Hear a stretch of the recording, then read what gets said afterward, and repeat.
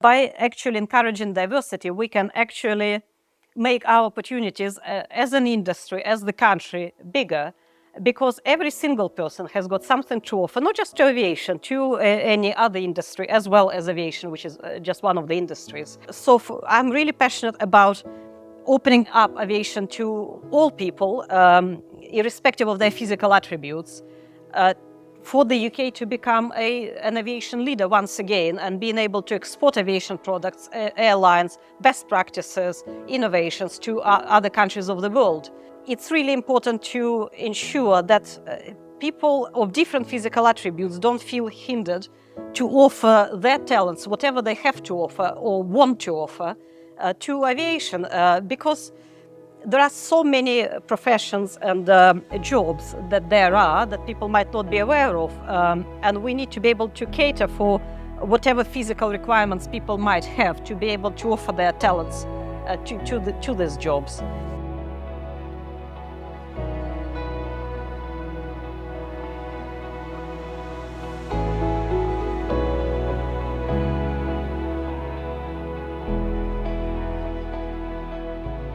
So women are very underrepresented in aviation at the moment. A lot of other industries, they make up, pretty much an equal proportion of the workforce, but in aviation, particularly in commercial aviation, about 5% of pilots are women. Why do you think that is, and what do you think we can do to address that? Regarding lack of women in aviation, I think aviation is not taught at schools. There is no such subject.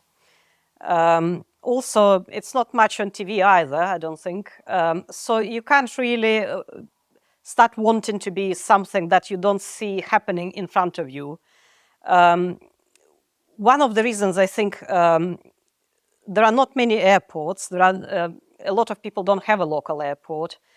Not a lot of girls end up at an airport, basically. So unless they're going on a holiday. And being an airline pilot is not for everybody. It's not everybody's dream. And you don't necessarily associate yourself with the person in the cockpit, because the voice is always a male voice who seems like somebody who is probably 40 or 50, and it sounds like a male voice. So I don't think a girl who's going on holiday in an airliner suddenly will go like, I want to be an airline pilot. So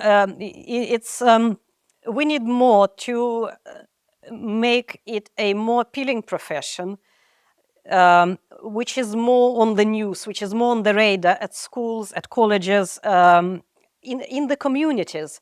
People don't necessarily learn at school, or at a college. People often learn outside of it by going out with the family or with friends. There is not many aviation posters, aviation events being advertised. Air shows used to be the second favorite, I think, pastime in the UK after football. Nowadays, I think it's not as much, but I'm not 100% sure.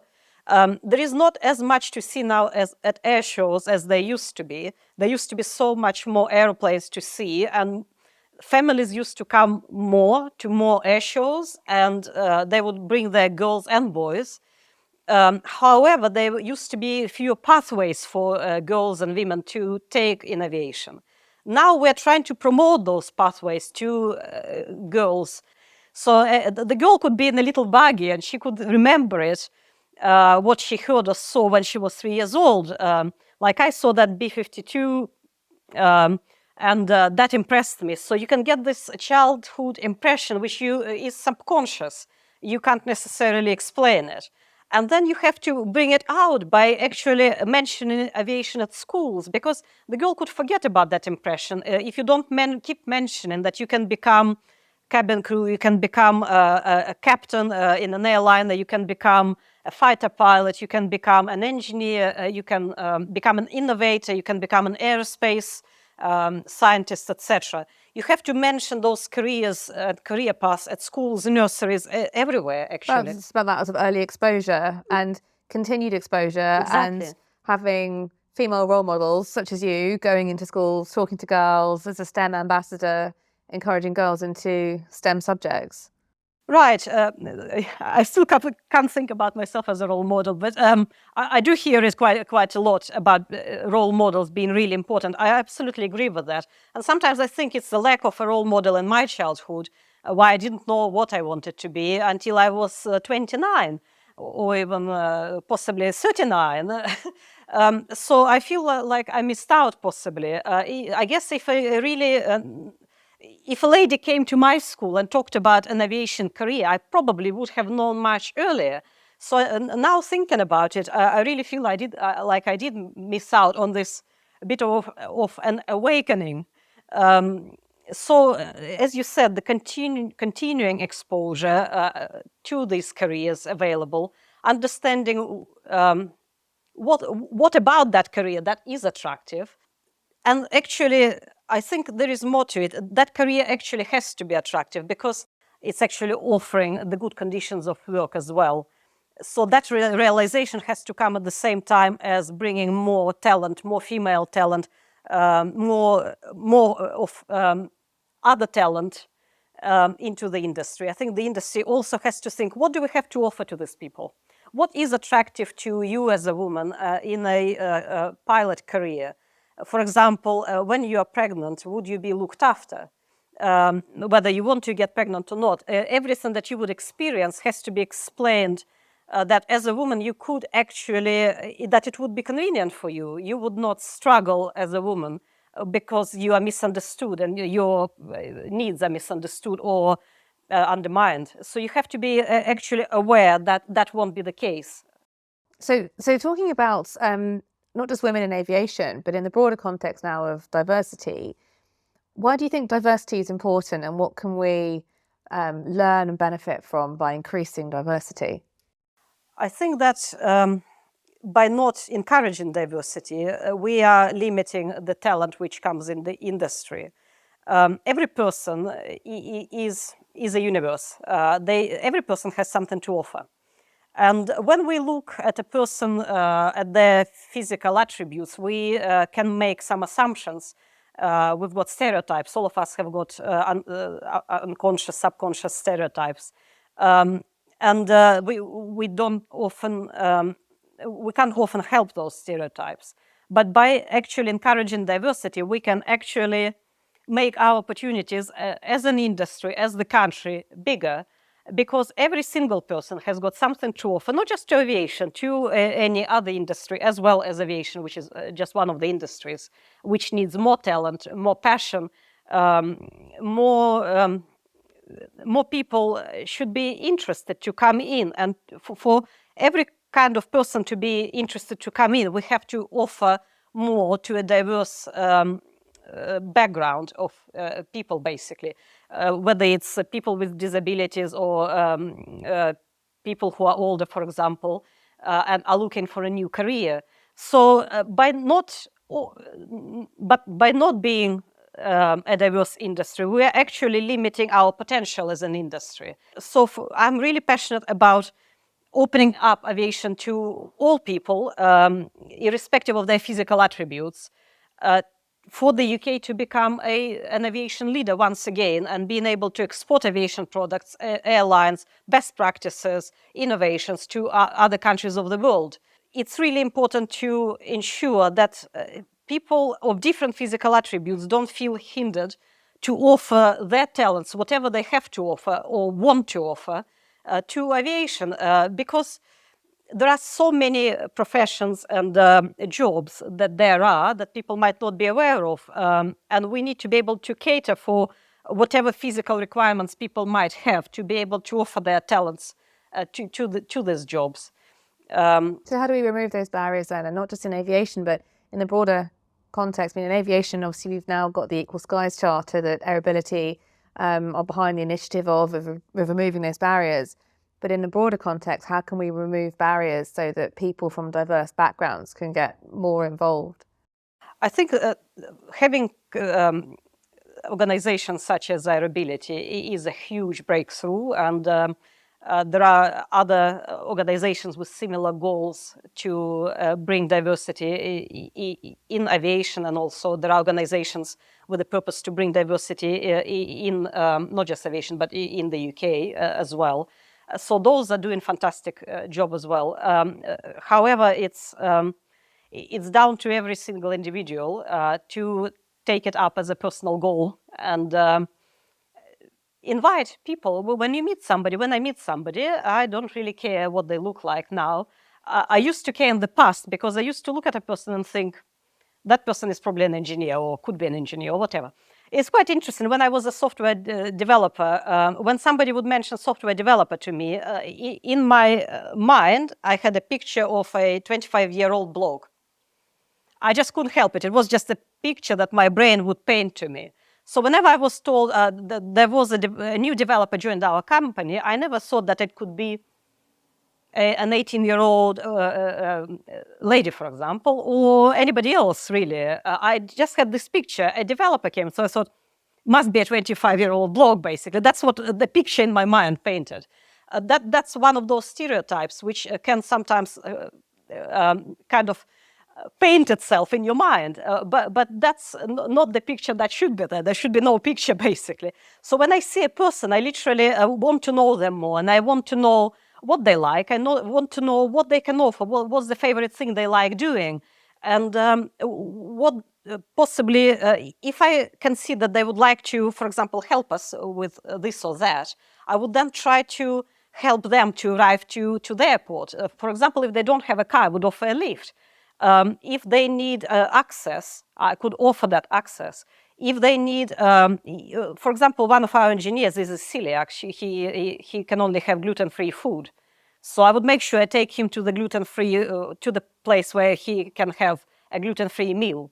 So whatever it is, I would try to accommodate for that person. I look after an organization which looks after a heritage jet. So as somebody who looks after that organization, I'm trying to provide access to the aircraft, to the organization, for everybody who would like to contribute with their expertise, with whatever they have to offer. And I guess the big message to take away from it is challenging stereotypes. Right. Whether it's gender, whether it's race, whether it's able-bodied, disabled, etc., and just removing barriers, and maybe even just that open conversation of, what do you need? How can I help you, enter this industry? Right. How can I remove the barriers? So that sort of brings us on to another topic of imposter syndrome. Because when you said about the developer story just now, I'm thinking a developer is a 25-year-old male. Have you ever experienced imposter syndrome? Yeah, once I knew what it was, I did. How did you overcome it? I actually always felt I was not a good software developer. I always felt I'm really am a very average one. Then when I became a project manager, I felt I'm a very, very average project manager. And this feeling kept kind of following me, whatever I did. I thought, well, I'm quite average doing aerobatics. And then, well, I'm pretty average overall, whatever I was doing, I actually felt I really shouldn't be here because there are so many people who are really professional. And I always would admire somebody who I would see as the real developer, the real project manager, the real pilot. So there was always somebody I would admire, but I always felt very, very, very inferior to those people I admired. And then I learned about the imposter syndrome. I actually saw a YouTube video. I forgot exactly the story he told, but I thought, well, he achieved quite well. His company is really, really doing well. And he always thought of himself as not being good enough. And a lot of people, actually, who did really, really, really well, still think in the back of their mind that they're not good enough, they shouldn't be here. And somebody would actually reveal it and say, look, mate, you shouldn't be here. You're really not good. But that never happens. So, but I kind of cultivate this feeling of being able to feel good about yourself. Don't kind of humiliate yourself in your own eyes by thinking, I'm not good enough to be here. You clearly are here. You've done it many times now. you will be surprised to find out a lot of people are looking up to you. So what advice would you give to someone who's struggling with imposter syndrome? Because I think so many of us sort of think, oh, someone's going to find me out one day. I think people actually don't actually think they'll be found out. They're just doubting themselves and are not being appreciative of their own abilities and that they exactly deserve where they are. Somebody actually told me that where you are is actually what you deserve in the end. It can sound harsh sometimes, but in some situations, if you are a pilot and you struggle with the imposter syndrome, but you've made it, you are a pilot, and it's a huge achievement. So you should be very fair to yourself and say, I am a pilot, so I can't possibly be a failure. It's really appreciating where you are and seeing it as an achievement already where you are, and learning it about yourself, that a lot of people actually would like to be where you are. And it's only in your mind where you question yourself. You know, if I asked you, do you actually think somebody is going to come and expose you and say, you're not a pilot? Well, I am a pilot. I've got a pilot license right here, okay? Civil Aviation Authority, signed by all those examiners and everybody. So you know you're not going to get questioned. You know you are a pilot, so you have to then be fair in your own eyes. I think that's right. I think we're often very harsh on ourselves, and we sometimes, our inner voice, we sort of talk to ourselves in a way that we wouldn't talk to anybody else. Right. And, if a friend sort of comes to you and says, I'm struggling with imposter syndrome, you think, but why? You're doing this, you're doing that. I think that's really valuable advice, actually, about taking control of the situation and maybe reframing it in your mind. And perhaps talking to someone else, because then when you start putting your thoughts out there of thinking, I'm not good at this, that, like you just said, but you do this, you do that. So, you can congratulate yourself on this and that. So those conversations, I think, can be really valuable with imposter syndrome, dealing with that. Most certainly, and I think awareness of it's it's a mental health potential issue where you feel a certain way about yourself. It's just being aware of your brain is a massive power. It's a huge power that you have to harness as the owner of that brain.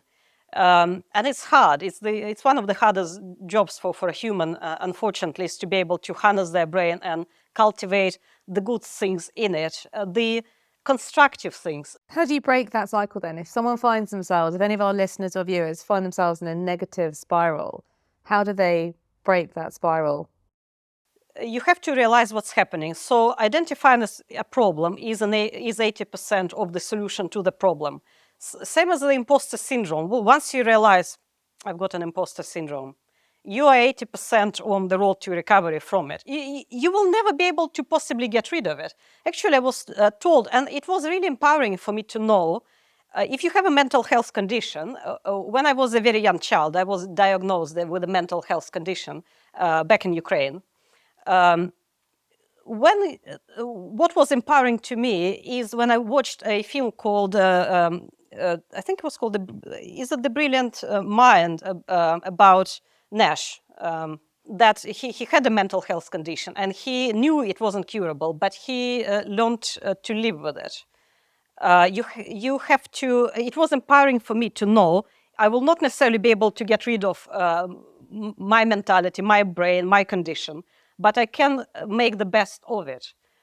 And you just learn to live with it, and you learn to understand how your brain works and how you can encourage yourself to be the best you can possibly be.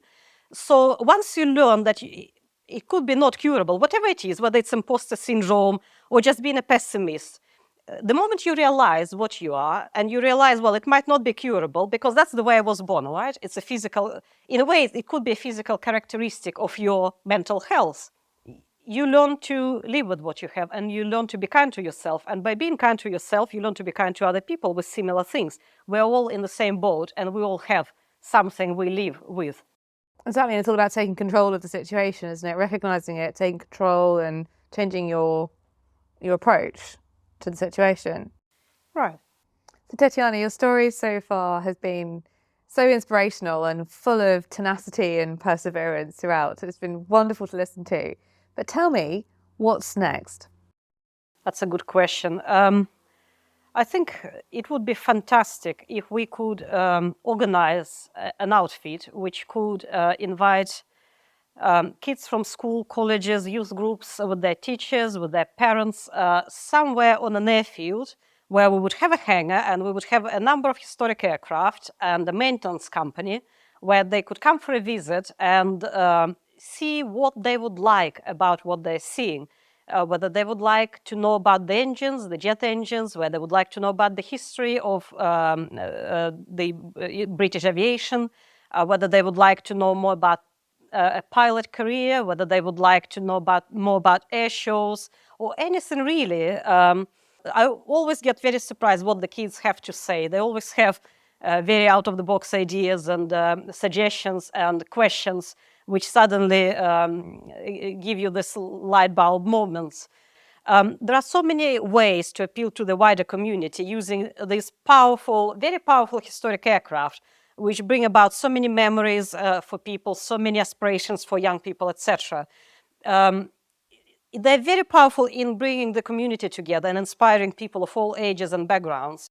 Every event brings at least a few future pilots, future engineers, etc., because we suddenly see kids' eyes brighten up, lighten up, where they get really excited and interested. So you can see the difference we're making. But we really need to have a better place to do it on a regular basis. And I would really like to make it my main work, because that's what really actually inspires me, and that's actually what I want to do, and I see the benefit to the country, actually.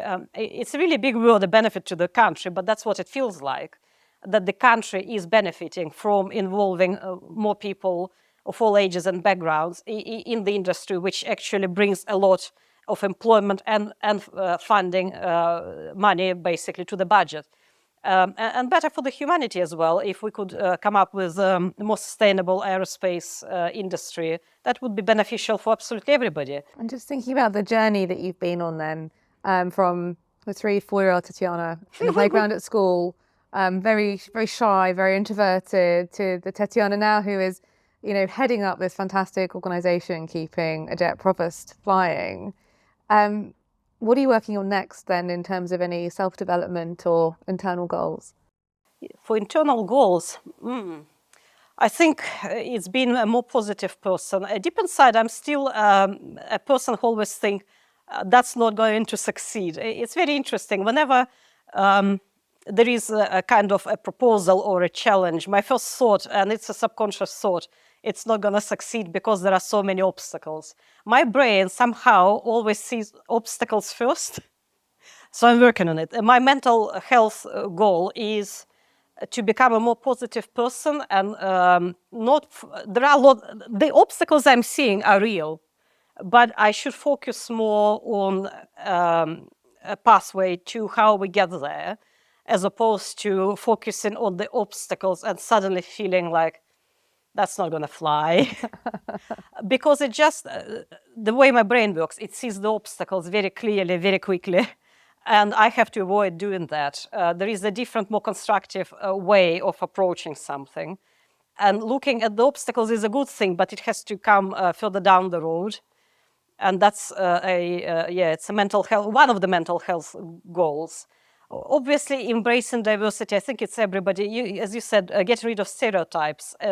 It's an ongoing journey, I'm pretty sure, for everybody. So I would say it's everybody's challenge, not just mine. It's not peculiar just to Tetyana, but it's something that I think could be hindering any person in general, and it's a work in progress as well. And there was a powerful thing I learned when I was doing a leadership academy in my main job that was really helpful. So I would share that. There are four areas where you can put things into. So there are 2 axes, and then there are 4 quadrants. So there are things which are urgent and important, urgent and not important, not urgent, and important, not urgent. So basically those things. So you do different things with wherever your next initiative, you attribute to one of those quadrants, and then you would know what to do with it. So whatever is urgent and important, you have to do it now. So what for you is urgent and important? I think it is very urgent and important to preserve heritage jets specifically. Why it is urgent is because every year the number of heritage jets is decreasing very quickly in this country. In some countries it is increasing because ours are leaving to abroad basically. They're going to Canada and Australia and the US, etc. In the UK, it's very urgent because the numbers are dropping very quickly. Some of them also become no longer aviators in this country for various reasons. There is a number of reasons, and we can deal with all of those reasons. And why it is very important is because these historic jets have got the star power to draw so many people into aviation. A lot of people, I repeat myself, got attracted to aviation through air shows and events where there is a big, loud aircraft with a lot of charisma. And they also remind us and the young people, the next generation, is that the UK is the country where the jet engine was invented. You can't change it. And that's where innovation started, and that's where the innovation is. And we have to cultivate this innovation. We can't let it go to another country. We have to remind, we have to have this history, and the history has to be a living history. If you come to a museum, it's one thing, but it's not a living history. It's not as attractive as when you see suddenly goes like pew, past you. And that's where you suddenly get this urge to do something. And that's why it's very important to preserve them, and it's very urgent because in a few years there'll be nothing to preserve and we will all lose. So your story then, from discovering aviation to running a team, preserving a heritage jet, is incredibly inspiring, and there's, I think, a lot that people can learn from it. But what is the thing that you hope that our listeners and viewers who are hearing your story today will take away from it? I think, I hope they will take away hope. We are obviously trying to achieve something. We're trying to achieve a number of outcomes. We're trying to attract a very diverse audience to aviation. And I hope that this sense of hope that we'll be able to achieve our goal would be sensed by our listeners, and that they would actually also take away a hope that they can be a part of this success, basically.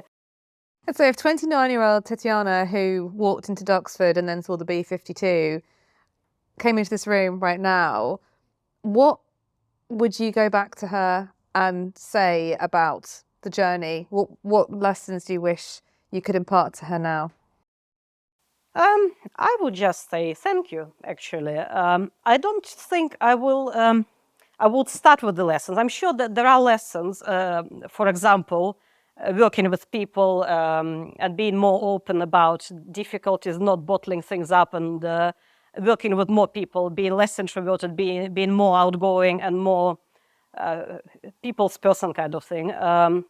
It's not what I would start with. If I met that person standing there, I would just say thank you for getting here. And I just want to appreciate that person at that time, how much, what I see is a person who was facing a lot of difficulties back then. And I just want to show appreciation to that person and say thank you, really thank you for your strength and for just being there and making the right decisions at the right times. And only after that I would have possibly something to offer from this position now. But it's always easy to be wise after things happened. It's really easy to be wise afterwards. Are there any tips that you'd give her for overcoming any adversity or any challenges that she's about to face that maybe our listeners could take away today? I guess so, yeah. Being more positive and less fearful, and more positivity and more working more with other people. Yeah, being positive about outcomes, I guess. And the big question is, if the B-52 was there engines running and ready to go and said, Tetyana, right, you can take it for a spin, would you? Oh, absolutely. As my partner says, it's just an aeroplane. They're all the same. I just try to learn from him. He's a very positive person, unlike me. I can see where I fall short, kind of. He sees things simpler in life, and he would just give it a try. And everything is easy in his mind. And I try to get infected with this attitude. It's just an aeroplane. You give me a checklist, and I'll just go down the checklist, and things will just happen because there is a checklist for it. And so, yeah, I'm very positive about that. So, yeah, I'm all for it. I do visit that B-52 regularly. I'm a very sentimental person, so I go to Duxford regularly. I visit that aeroplane. I don't have the same sensation anymore at all. How do you feel standing in front of it? I feel very grateful. I don't feel this buzz anymore because I feel the buzz from the living airplanes now, actually. I have the sentimental and grateful feeling when I see that B-52. So I come there to celebrate that moment which turned my life around, basically. And it's a very heartwarming feeling, while the buzz feeling comes when there is a jet flying by, like in Farnborough Air Show when I saw the Harriett.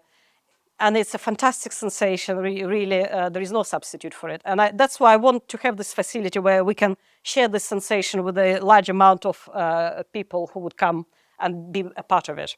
It's a great initiative that you're behind, and it's absolutely wonderful that you're going to schools as an aviation ambassador, a STEM ambassador, just trying to inspire the next generation into aviation, but also removing barriers as well and increasing diversity. So Tetyana, thank you so much for your time today. It's been an absolute pleasure having you on the show. It's been a wonderful story to hear about your journey into aviation, but not just the professional journey, but also the personal journey that you've been on and the lessons that you've learned and that you've shared with us today by being so open. So thank you very much for your time.